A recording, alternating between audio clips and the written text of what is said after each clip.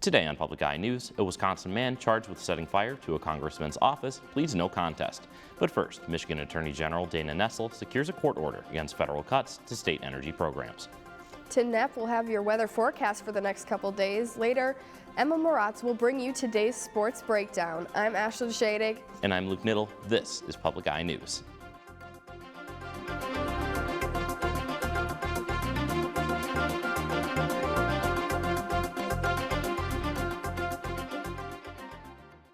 Michigan Attorney General Dana Nessel has secured a significant victory in retaining funds for state energy programs.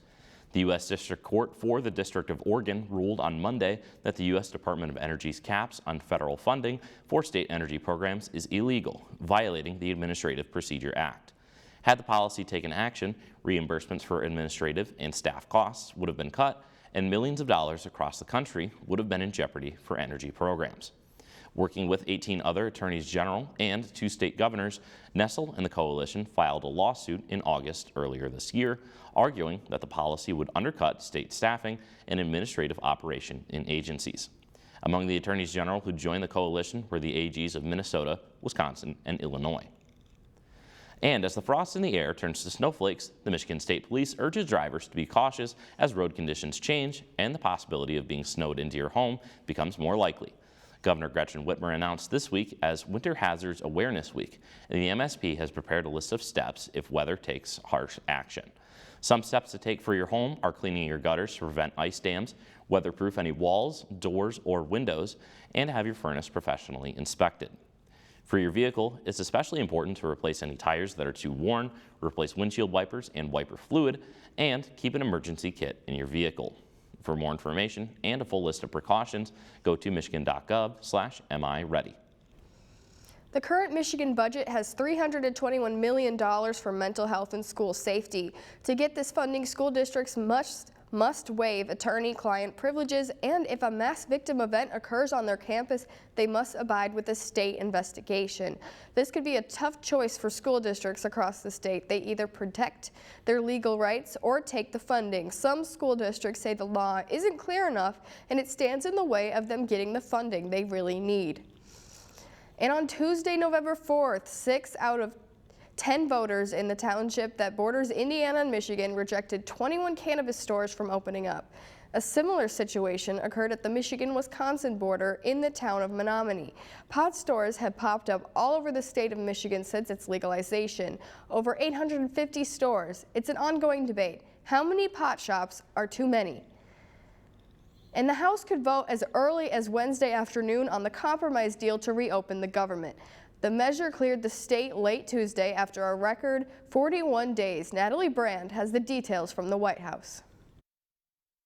Amid nationwide travel delays, House members are on notice to return to Washington for a vote as early as Wednesday to reopen the government. You need to begin right now returning to the Hill. We have to do this as quickly as possible. Right now we're focused on dealing with the bill that's coming over from the Senate to the House, and we're going to fight hard to defeat it. But with President Trump's backing, the measure is expected to get the House GOP support it needs to pass. A very big victory. We're opening up our country. Should have never been closed.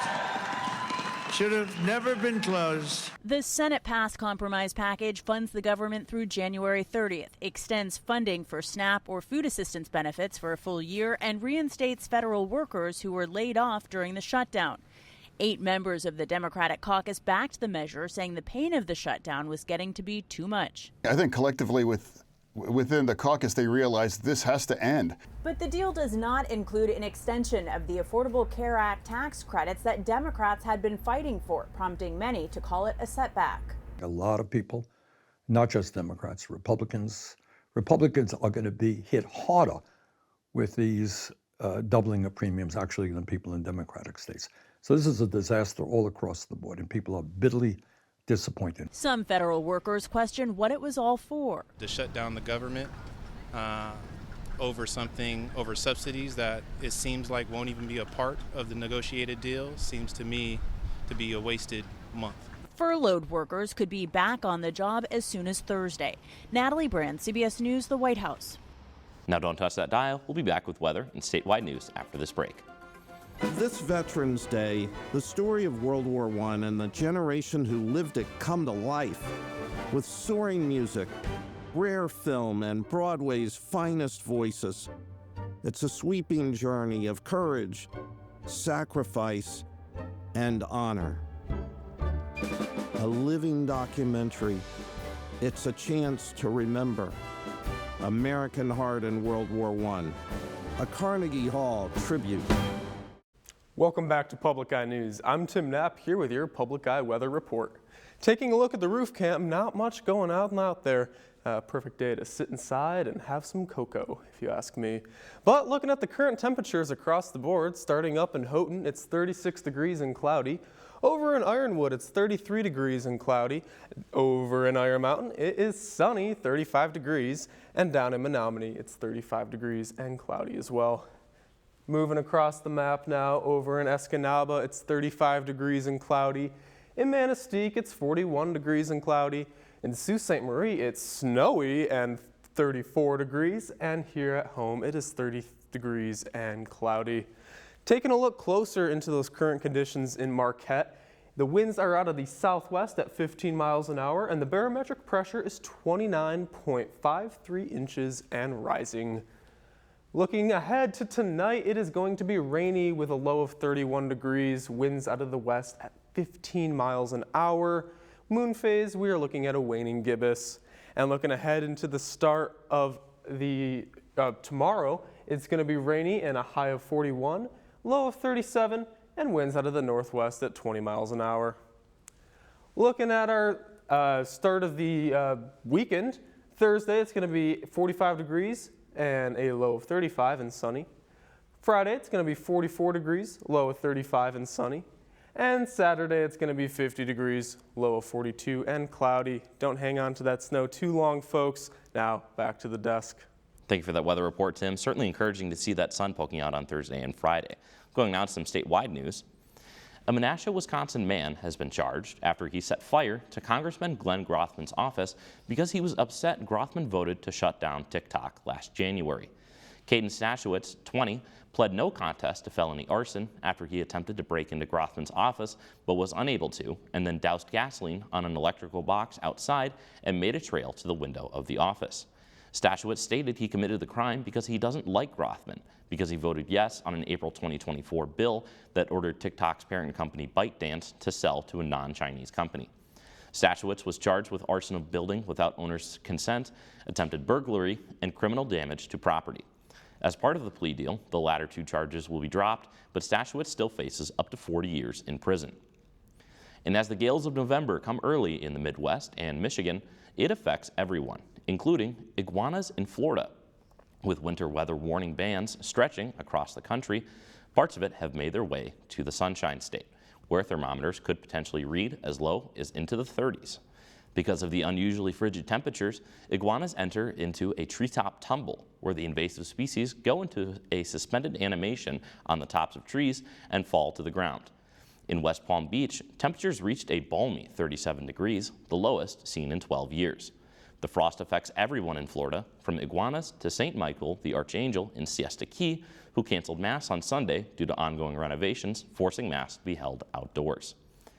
And it's Veterans Day, and those who've served know making the transition back to civilian life and the workforce can be challenging.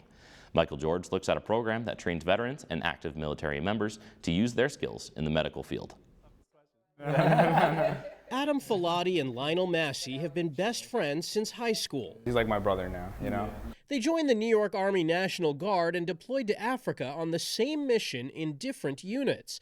When they returned, both were unsure what was next. I had no idea what I wanted to do, came back. I was kind of lost. And it's kind of hard adjusting back to the civilian life sometimes. They found a paid training program for veterans and active service members through Northwell Health. They graduated in 2024 and started on a new career path as nursing attendants at South Shore University Hospital. What they're looking for is fulfill the next mission, is that pride of belonging that they're seeking, where they can put in place all of the talent and all of those intangible skills that they learned in the military. Blood pressure real quick. As nursing attendants, they provide basic care, taking vitals and helping patients, which they say relates to their service. I think it prepared me because there was a lot of teamwork. So with that teamwork, it actually goes hand in hand a lot with what we do at the hospital, because you're always working together constantly. with the camaraderie and, teamwork. So you kind of like apply those skills from your background, and I love helping people. The two friends are grateful to be on this journey together. Going through this with my best friend, honestly, is the best thing that could have ever happened. And they have this advice for others. If you like being a hero, like in the Army and everything, and you want to continue to be a hero in the civilian life, healthcare is actually a very good option. Just transition from one uniform to another uniform. Exactly. They're both now on a state active duty mission, and their attendant jobs are on hold until that's complete. Michael George, CBS News. We'll be right back with sports after the break. The unprecedented violence on the streets of Ecuador. A once peaceful nation. Warring drug gangs. Trafficking of cocaine produced in neighboring countries has spawned a crime wave. A military crackdown. The president declaring the country is in a state of war. And those caught in the crossfire. Premieres Tuesday, November 11th, 9 Central, only on PBS. Welcome back to Public Eye News. I'm Emma Maratz here with your Tuesday Sports Breakdown. Diving right in, Annika Wright and Kalina Seglinski have earned GLIAC Swimmer and Diver of the Week honors.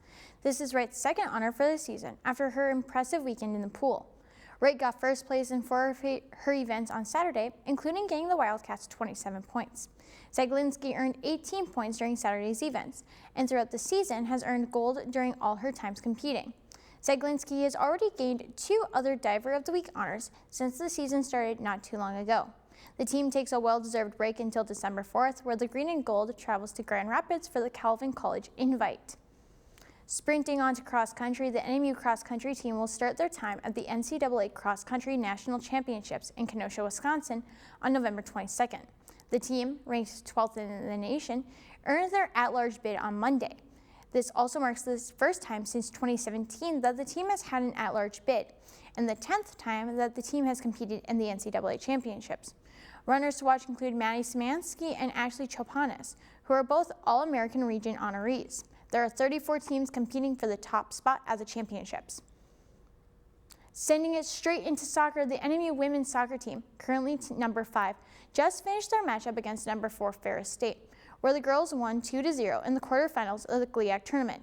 The half ended scoreless, but Hannah Kestamo got the first goal of the game with an assist from Addison Fronte. The second goal came from Kenna Alexander, who brought the score up 2-0. Both Kestamo and Alexander earned their 6th season goals during the gameplay. The team moves on to the GLIAC semifinals, where the opponent will be found out after a few more matches finish up. That's all I have for sports. Let's send it back to the desk. Thank you, Emma. What a great job the soccer team did. Oh yeah, absolutely. Always good to get a playoff win, especially in a competitive conference like the GLIAC. I hear you have a couple more stories for us, though. I do. The Escanaba Public Library is hosting a social gathering of fiber artists ages 16 and up. You do not have to be experienced to attend. All skill levels of crafting without a machine are welcome. This event takes place from 5 p.m. to 6:45 p.m. every month on the second Thursday of each month.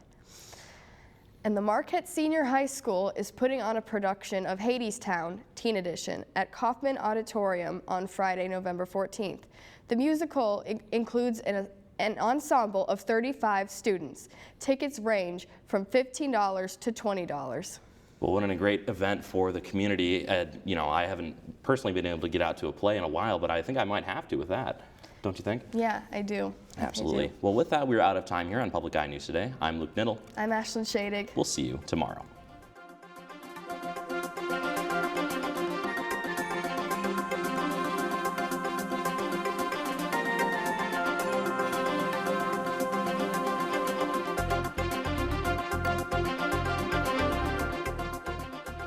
The preceding program was produced by WNMU-TV, Northern Michigan University Public Television, in studios located in Elizabeth and Edgar Hardin Hall.